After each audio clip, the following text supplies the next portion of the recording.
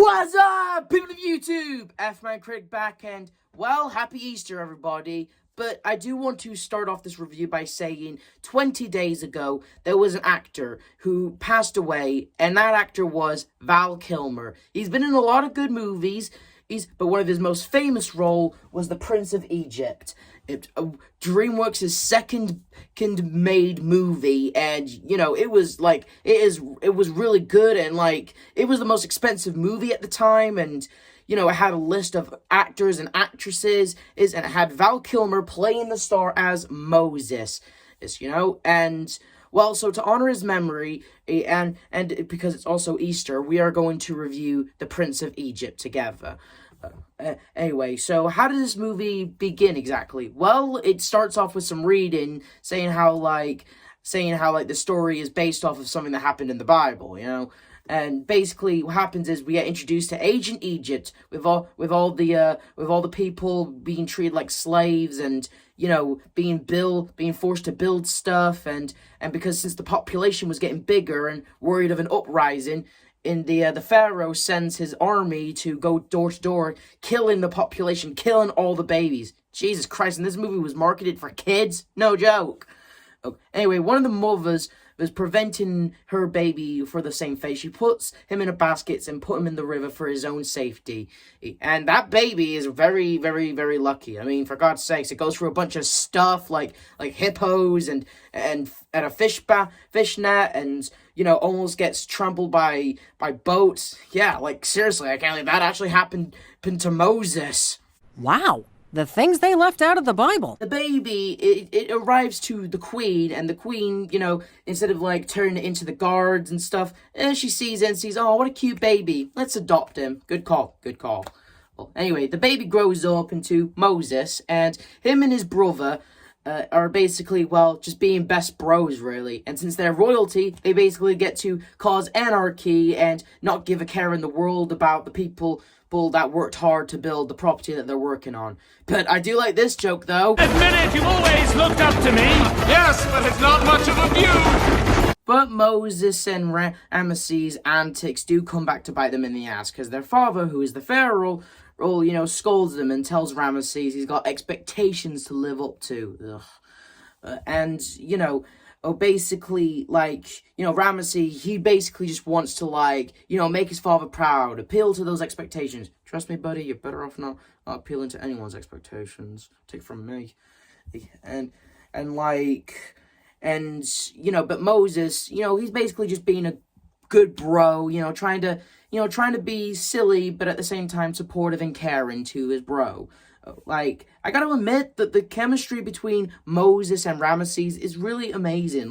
They really do show off a bro vibe, They really do, give us, they are brothers. One of them may be adopted, but they really show that they are brothers in a way. But sadly, we know how the story will go, but we'll get to that.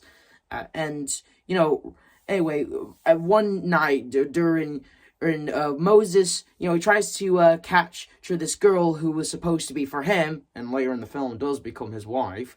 But he comes across his actual bro and sister, and his bro and sister, his bro is actually cautious because he knows that his mind has been filled with him because, he's been taken into royalty, his mind's all privileged and all that, while his sister, on the other hand, is all you've come to save us, you come to, free our people, you're our actual brother, Oh, and when she sings the song that his mother sang to him, he remembers, and Moses starts questioning some stuff, and he goes to the temple, and it looks like the animation budget got cut in half, and Moses actually sees what his people have, what his family and the army have technically done, and he realizes he was adopted. His father, comes in, and the movie tries to make it look like he is human, but at the same time not too sympathetic, because, again, dude, you sent your army to go out and kill innocent babies. I don't care if the numbers were rising, there was going to be a rise up or something like that.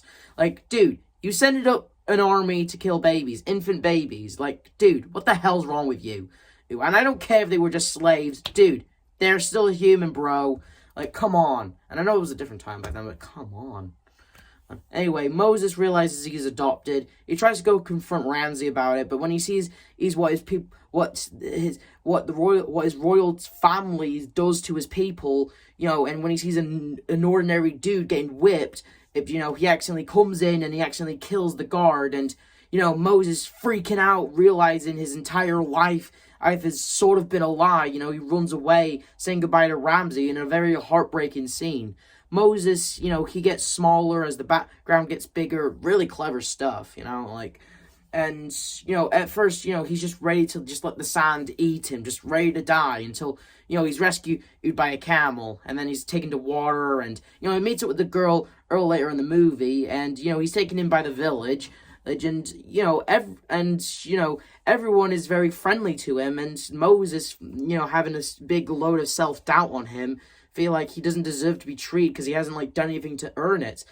But Santa Claus steps in, tells him, hey, tries to cheer him up, and we get this entire montage song showing that time has gone by, showing that Moses, he's doing a hard day's work, helping others out, and eventually getting married, and eventually becoming he actually found his place and actually being happy, getting over his whole stuff, it's that's really nice for him, But one day during, one of these days, he comes across a cave and he comes across a bush, and then it turns into a blue fire of, pretty much God. It's pretty much God, saying to go back to go back to where he came from and, free his people, take him to a land filled with milk and honey. So everyone gets a bowl of cherry nut cereal. Oh, all right.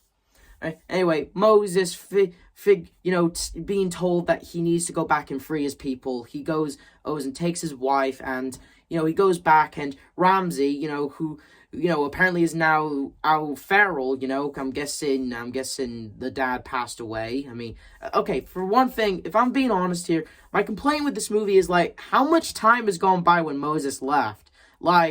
We know when Moses left, he found a village. The village welcomed him in with open arms.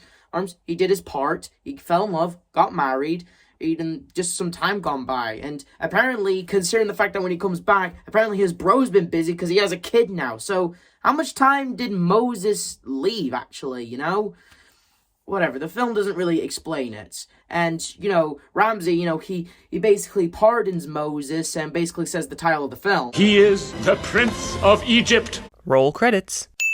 But Moses, on the other hand, he's all dude, we need to free our people. The people, they're all human. They don't need to be your slaves. And, dude, here's the ring back you gave me, and Ramsey, and I gotta be honest here about Ramesses' character, he's a very tragic character. The dude, all he wants is to appeal to his father's expectations.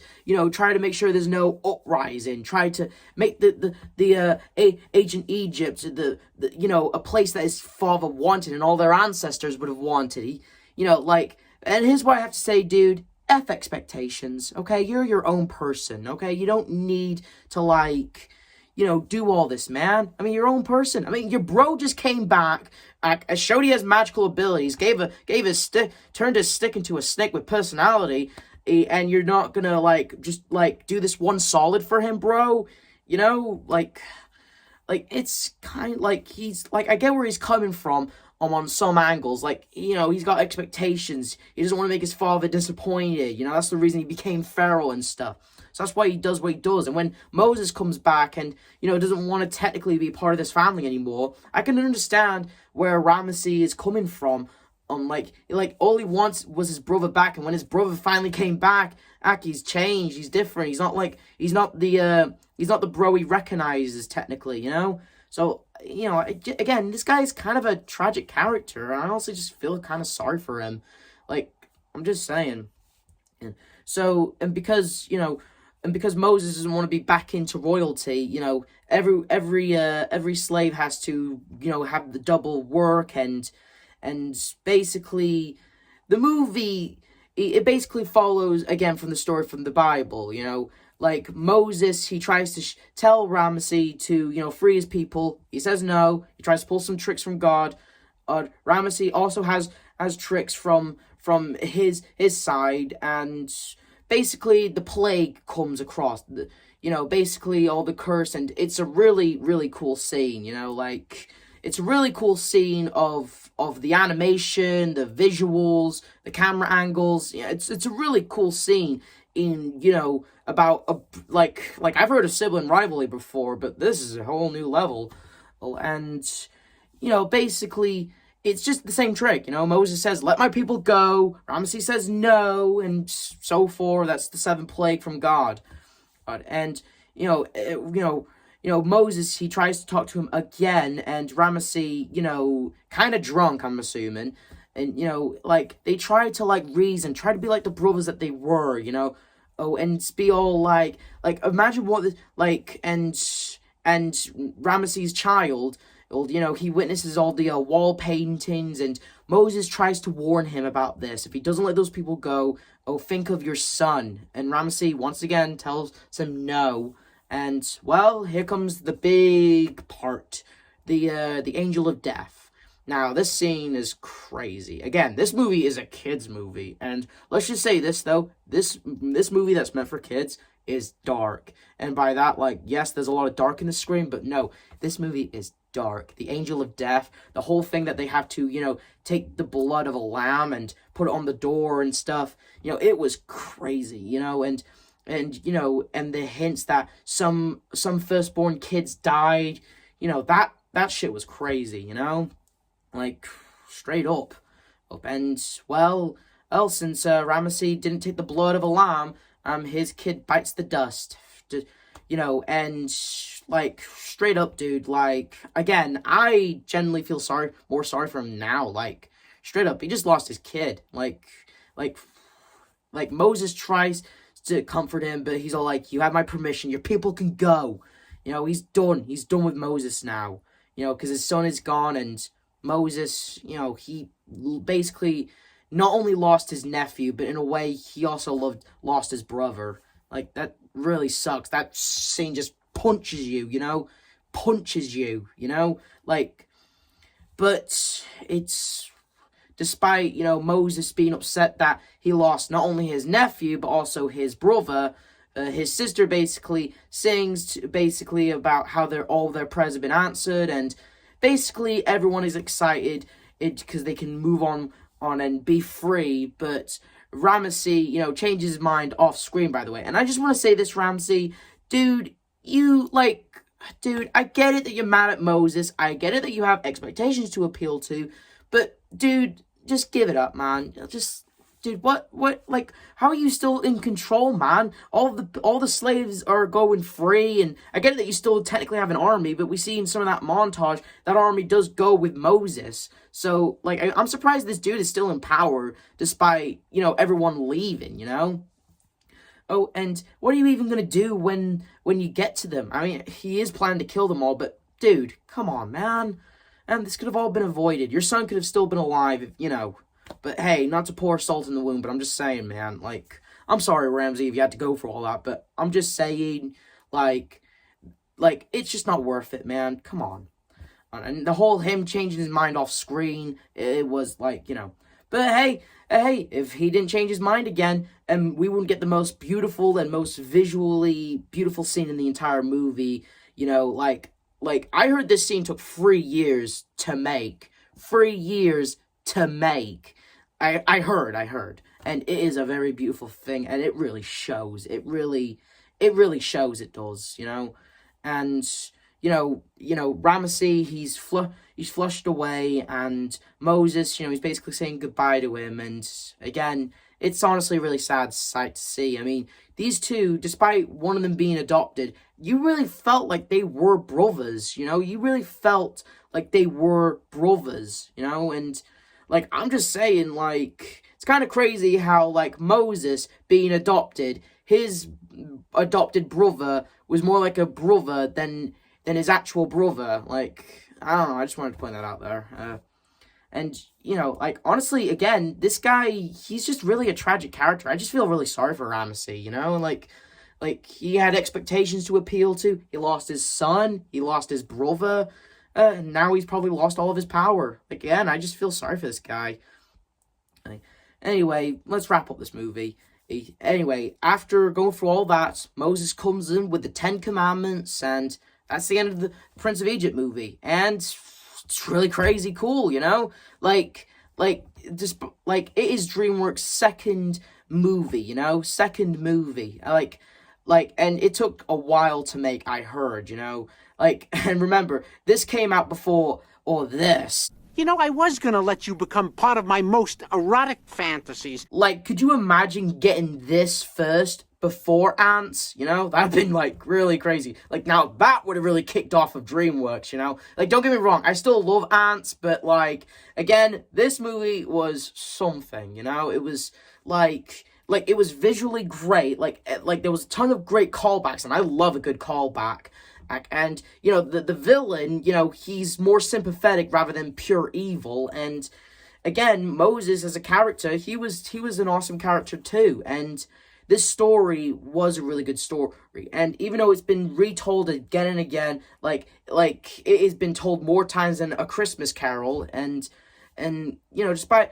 it's still really good. And seeing it in DreamWorks, you know, it was... I'm just saying, everyone who worked on this movie should be very proud, especially Val Kilmer, who played Moses. He should have been proud most of all. And, again, the movie was a really good movie. I can't go into every specific detail of what made this movie great, so I'm going to leave it. So I recommend you watch Nostalgia Critic's review of it. Nostalgia Critic, he will definitely go into specific details and probably review it better than I did. But, again, The Prince of Egypt, once again, mwah, mwah, mwah. That's all I have to say for this movie. Just visually great, great characters, great songs. Although I do think Playing with the Bad Boys kind of sucked. No disrespect to the actors who played those two characters, but they were kind of my least favorite character, if I'm being honest. My guess is they just throw them in there just to make the movie more comical, because, again, this movie is dark. And, again, it was registered as a kid's movie. Anyway, again, go watch Prince of Egypt, and Happy Easter, everyone. This is the F-Man Critic telling you to like, subscribe, and notification. I'll see you guys next time. See ya!